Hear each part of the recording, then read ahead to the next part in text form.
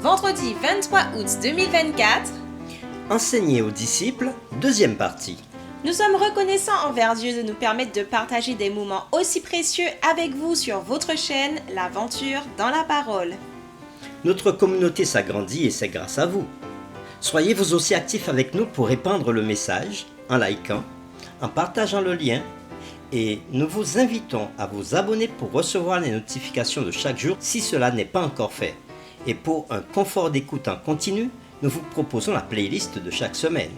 Le texte à mémoriser de cette semaine que nous vous invitons à dire avec nous se trouve dans Marc 10, verset 45.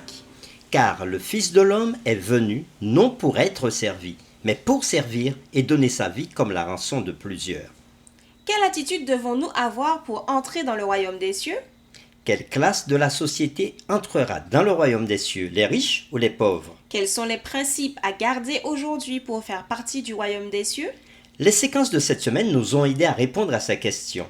Et nous avons commencé à le faire le samedi 17 août en introduisant la série de cette semaine, Enseigner aux disciples, deuxième partie. Le dimanche 18 août, le plan de Dieu pour le mariage. Et le lundi 19 août, le thème était Jésus et les enfants. Le mardi 20 août, le meilleur investissement. Le mercredi 21 août, pouvez-vous boire la coupe que je dois boire? Et le jeudi 22 août, que veux-tu que je te fasse? Et aujourd'hui, comme à l'accoutumée, nous poursuivons avec des réflexions avancées.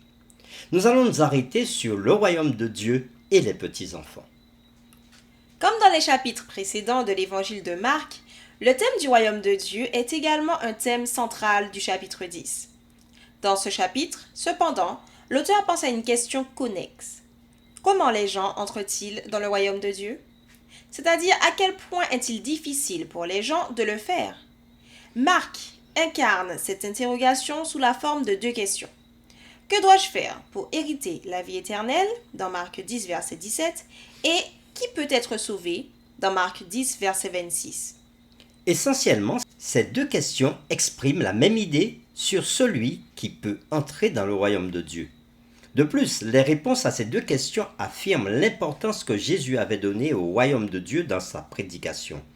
Pour entrer dans le royaume de Dieu, les gens doivent l'accepter et y croire avec la confiance et la foi implicite d'un petit enfant. Marc 10, verset 15 précise « Je vous le dis en vérité, quiconque ne recevra pas le royaume de Dieu comme un petit enfant n'y entrera point. » Les parents seraient d'accord pour dire que lorsqu'ils offrent des cadeaux à leurs enfants, ceux-ci ne demandent pas ce qu'ils doivent faire pour recevoir ces cadeaux. Les enfants tendent simplement la main et reçoivent le cadeau. Jésus aspire à voir ce même genre d'empressement et d'acceptation dans les cœurs de ses auditeurs dans leur réponse au royaume lui-même et à son message sur le royaume. La langue grecque semble soutenir cette idée. Le verbe traduit par recevoir dans le verset ci-dessus vient du mot grec dékomaï qui signifie saisir quelque chose. Recevoir facilement des informations et les considérer comme vraies. Recevoir facilement, accepter, croire, accepter la présence d'une personne avec amabilité, accueillir. En d'autres termes, Jésus disait à ses disciples, ainsi qu'au reste de ses auditeurs, que s'ils veulent entrer dans le royaume, ils doivent croire au royaume, accueillir le royaume et recevoir le royaume avec l'enthousiasme d'un petit enfant lorsqu'il reçoit un don. En bref, nous pouvons entrer dans le royaume si nous acceptons la bonne nouvelle à son sujet. Quand nous croyons à la bonne nouvelle, nous faisons nôtre le royaume. Christ appelle les riches, aussi bien que les pauvres, à entrer dans le royaume de Dieu. Parlons maintenant de l'histoire du jeune homme riche. L'histoire du jeune homme riche suit immédiatement après que Jésus ait prononcé sa bénédiction sur les tout-petits. Le jeune homme riche faisait très probablement partie de la foule qui avait vu Jésus prendre les enfants dans ses bras et les bénir. Maintenant, Jésus parle de la façon dont les gens peuvent entrer dans le royaume de Dieu. Peut-être le jeune homme avait-il été touché par la compassion de Jésus envers les enfants et sa question avait-elle jailli d'un cœur fondu à ce moment-là par la miséricorde du Sauveur. Attiré par Jésus, le jeune homme demanda « Que dois-je faire pour hériter la vie éternelle ?» dans Marc chapitre 10 verset 17. Dans cette question, Marc relie deux idées.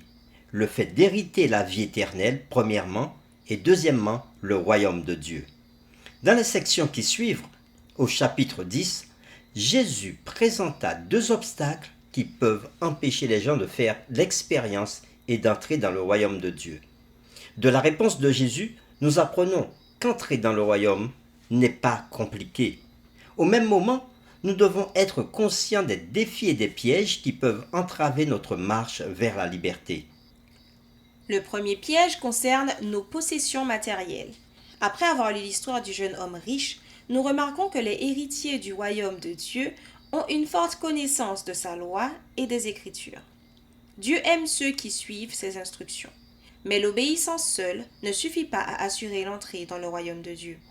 Dans Marc 10, versets 21 à 22, Jésus identifie un point important qui renforce les principes qu'il avait enseignés dans la scène avec les petits-enfants. Marc rapporte la conversation entre Jésus et le jeune homme riche. Jésus, l'ayant regardé, l'aima et lui dit « Il te manque une chose. Va, vends tout ce que tu as, donne-le aux pauvres, et tu auras un trésor dans le ciel. Puis viens et suis-moi. » Mais affligé de cette parole, cet homme s'en alla tout triste, car il avait de grands biens, nous dit la Bible. Jésus aima le jeune homme et apprécia son allégeance à la loi de Dieu. Cependant, le jeune homme ne croyait pas au royaume de Dieu et à tout ce que cela impliquait. Seule une personne qui accepte et croit au royaume de Dieu peut y entrer. Le jeune homme riche n'y croyait pas, ou à tout le moins, n'était pas disposé à y croire ou à l'accepter.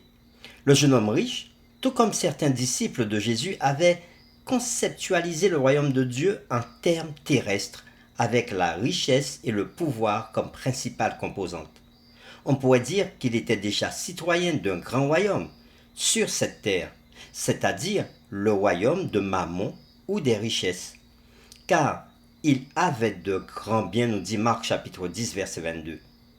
Mais même si le jeune homme riche croyait aux Écritures, il n'était pas disposé à se détacher de son propre royaume. On peut soutenir qu'il ne croyait pas que le royaume de Dieu puisse finalement lui apporter la meilleure vie qu'il recherchait.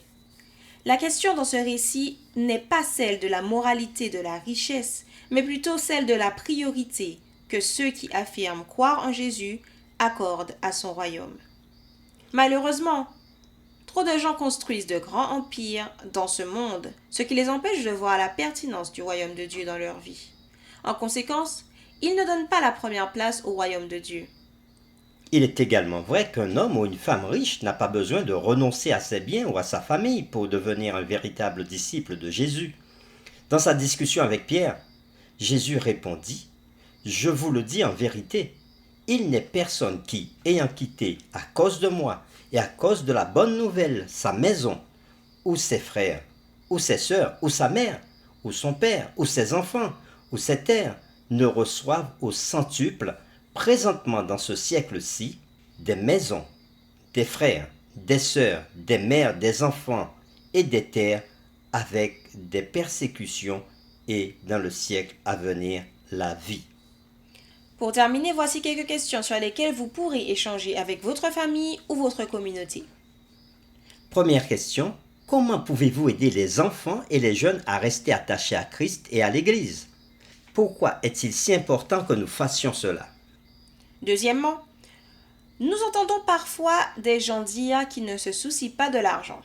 Ce n'est pas vrai. Tout le monde se soucie de l'argent. Et il n'y a rien de mal à cela. Quel peut donc être le problème en matière d'argent et pourquoi les chrétiens fidèles, riches ou pauvres, doivent-ils faire attention à la façon dont ils se rapportent à l'argent? Et troisième question, si Jésus vous demandait « Que veux-tu que je fasse pour toi ?» comment répondriez-vous?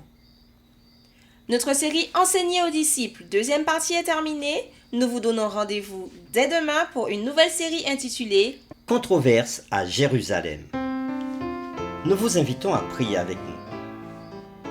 Qu'il est agréable de nous adresser à toi, notre Seigneur et notre Dieu. Une fois de plus, nous te remercions pour ces différentes études que tu nous permets d'avoir. Merci de nous avoir instruits tout au long de la semaine qui vient de s'écouler sur la façon de vivre pour entrer dans le royaume des cieux. Aide-nous à mettre en pratique ce que nous avons reçu par ces études. C'est au nom de Jésus que nous te demandons tout cela. Amen.